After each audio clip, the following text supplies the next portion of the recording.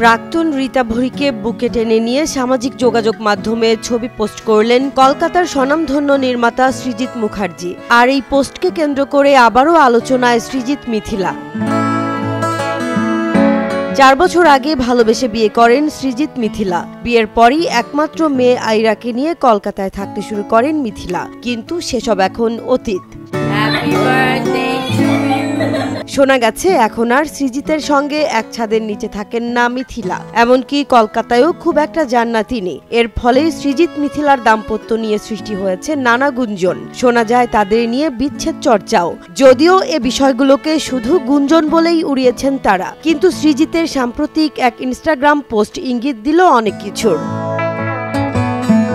সেই পোস্টে টলিউড অভিনেত্রী রীতা ভরিকে নিয়ে একটি ছবি পোস্ট করেন সৃজিত। একটা সময় অভিনেত্রী রীতা ভরির সঙ্গে সৃজিতের প্রেম নিয়ে চলেছে নানা আলোচনা। কিন্তু এখন প্রশ্ন, হঠাৎ প্রাক্তন রীতা ভরিকে নিয়ে কেন এই পোস্ট করলেন সৃজিত? কোন জমা খরচ হিসেব নিকেশের কথা বলতে চাইলেন তিনি?